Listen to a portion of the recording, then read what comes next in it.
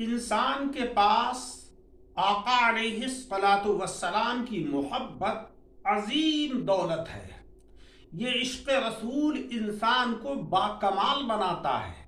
جو دعائیں وہ کرتا ہے اللہ رب العزت کی بارگاہ میں قبول ہوتی ہیں،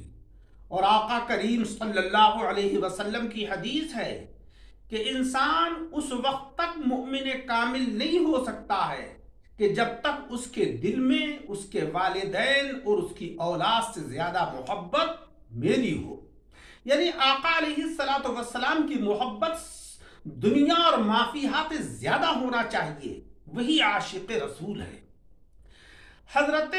حسن بصری رحمت اللہ علیہ کے پاس ایک خاتون آئیں اور کہنے لگیں کہ اے اللہ کے محبوب، اے اللہ کے دوست، اے اللہ کے ولی، میری ایک بیٹی تھی جس کا انتقال ہو گیا، مجھے اس کی بہت یاد آتی ہے، آپ کوئی ایسا عمل بتا دیجئے کہ خواب میں میری اس سے ملاقات ہو جائے۔ تو حضرت حسن بصری رحمت اللہ علیہ نے فرمایا کہ تم عشاء کی نماز کے بعد 4 رکعات نفل اس طرح پڑھنا کہ سورہ فاتحہ کے بعد سورہ تکاثر پڑھنا۔ ان خاتون نے یہ عمل کیا اور خواب میں انہوں نے اپنی بیٹی کو دیکھا کہ وہ قبر کے عذاب میں مبتلا ہے۔ اب بڑی پریشان ہوئیں اور صبح کو پھر حضرت حسن بصری رحمت اللہ علیہ کے پاس پہنچیں اور کہنے لگیں کہ اے اللہ کے ولی، میں نے تو اپنی بیٹی کو عذاب قبر میں مبتلا دیکھا ہے، کوئی عمل بتائیے کہ اللہ تعالیٰ قبر کے عذاب سے اس کو نجات عطا فرمائے۔ تو حضرت حسن بصری رحمت اللہ علیہ نے فرمایا کہ تم اس کے نام سے صدقہ کرو، صدقہ جو ہے وہ بلاؤں کو اور آفات کو ٹالتا ہے، دور کرتا ہے۔ ان خاتون نے صدقہ کیا۔ اسی دن حضرت حسن بصری رحمت اللہ علیہ نے ایک خواب دیکھا کہ ایک جو ہے وہ شاندار باغ ہے، اور اس باغ کے اندر ایک تخت پڑا ہوا ہے، اور اس تخت کے اوپر ایک خاتون بیٹھی ہوئی ہیں کہ جن کے سر پر نورانی تاج ہے، اور وہ کہہ رہی ہیں کہ اے امام حسن بصری رحمت اللہ علیہ، میری والدہ نے جو بیان کیا تھا عذاب قبر کا واقعہ، تو یقیناً اس قبرستان میں بہت سارے لوگ قبر کے عذاب کے اندر مبتلا تھے۔ ہوا یہ کہ قبرستان کے قریب سے ایک عاشق رسول کا گزر ہوا، اور انہوں نے جو ہے وہ محسوس کر لیا کہ اس میں قبروں کے اندر عذاب ہو رہا ہے۔ انہوں نے آقا کریم صلی اللہ علیہ وسلم پر درود پڑھا اور اس کا ثواب قبرستان کے مردوں کو بخش دیا۔ اللہ تبارک و تعالیٰ نے قبر کے عذاب سے ان سب کو نجات عطا فرما دی، اور جس طرح آپ مجھے دیکھ رہے ہیں اس شاندار نعمت کے اندر، اسی طرح اور لوگوں کو بھی اللہ تعالیٰ نے یہ نعمتیں عطا فرمائی۔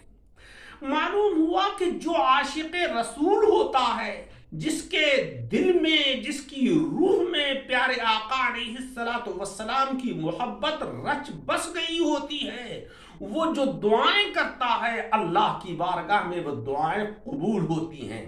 لیکن بھائی، عاشق رسول وہ نہیں ہے کہ جس نے صرف اپنے مکان کی چھت کے اوپر ایک جھنڈا لگا لیا، یا جلوس محمدی میں موٹر سائیکل یا کار لے کر پہنچ گئے اور اس کو دوڑانا شروع کر دیا، یا زور زور سے نعرے لگانا شروع کر دیے، یا کوئی اور ایسی ظاہری کام شروع کر دیا کہ جس سے یہ پتہ چلے کہ آپ عاشق رسول ہیں۔ نہیں، بلکہ حقیقت میں عاشق رسول وہ ہے کہ جو پیارے آقا صلی اللہ علیہ وسلم کی سیرت طیبہ کو اپنائے، آپ کی عادات اور آپ کے خصال کو اپنائے، کہ آپ نے کبھی جھوٹ نہیں بولا، جھوٹ نہ بولے، آپ نے امانت میں خیانت نہیں کی، امانت میں خیانت نہ کرے،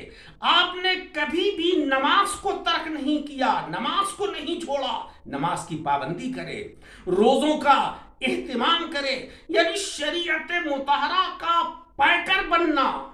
شریعت کے مطابق زندگی کو گزارنا، یہی عشق رسول ہے۔ اور ہمیں یہ چاہیے کہ ہمارے جو احباب اعز و اقارب دنیا سے گزر چکے ان کے لیے کلمہ طیبہ پڑھ کر ایصال ثواب کریں، تسبیح و تحلیل پڑھ کر ایصال ثواب کریں، قرآن عظیم کی تلاوت کر کے ایصال ثواب کریں، یا صدقہ و خیرات کر کے ایصال ثواب کریں۔ اس سے ان مردوں کو بڑا فائدہ ہوتا ہے